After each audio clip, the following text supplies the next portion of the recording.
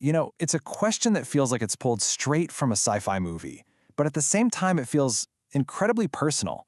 Is artificial intelligence actually watching us? Well, let's just get right to it. The short answer? Yeah. Yes, it is. But, and this is a really big but, it's probably not in the way you're thinking. There isn't some shadowy figure in a dark room monitoring your every move through a camera. The reality is actually way more complex and, honestly, a lot more interesting. So if it's not about literal eyes watching us, what does watching even mean in the age of AI? See, it's not so much about being spied on. It's about being seen, but seen as data. And that is exactly what we're going to unpack in this explainer. To really get what's going on, we need to pull back the curtain and look at the technology that makes all of this possible. This isn't some kind of magic. It's a process, and it all starts with a pretty simple but really powerful concept. It really all comes down to something called algorithms. Now, I know that word sounds super technical and intimidating, but it's not.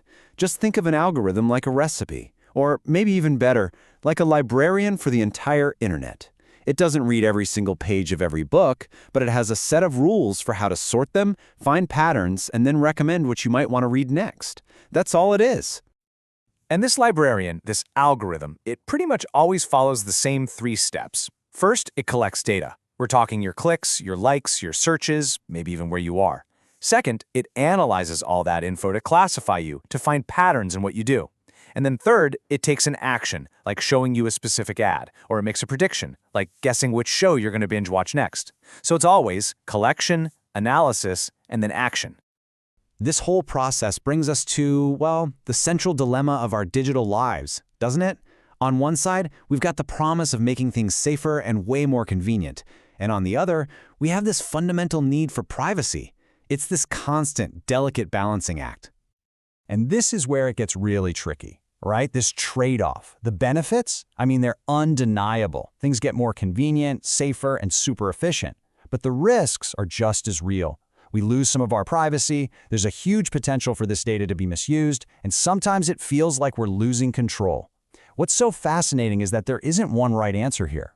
Different countries are drawing that line in totally different places, which just shows you how complex this whole debate really is.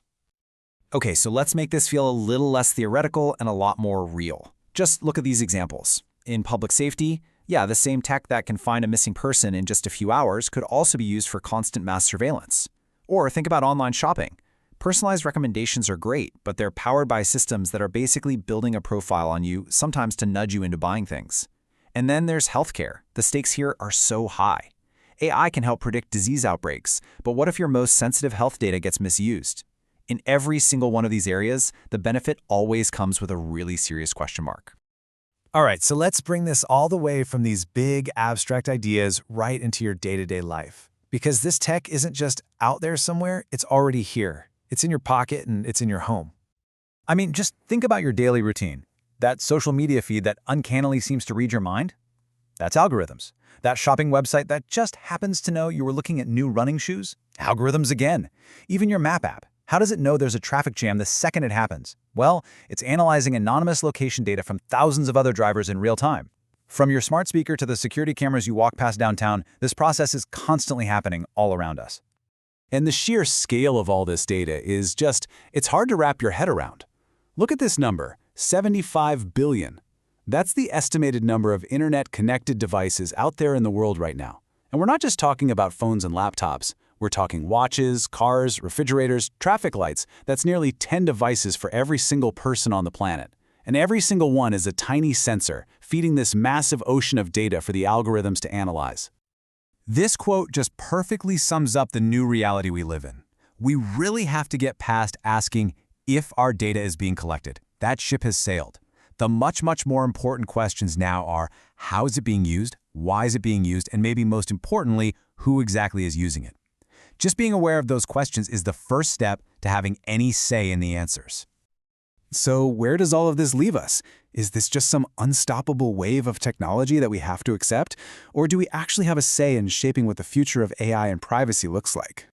Because ultimately, this is the great challenge of our time. It's not about choosing technology or privacy. It's about figuring out how we can have both. How do we build a world that gets all the incredible benefits of AI innovation while at the same time fiercely protecting the basic human rights that we all value so much? And that leaves us with one last massive question. Who gets to decide where the limits are? Is it the companies building this tech? Is it the governments trying to regulate it? Or does the responsibility fall on us, the people who use it every day, to stand up and demand a better balance? The conversation is happening right now, all around us. And the real question is, what role are you going to play in it?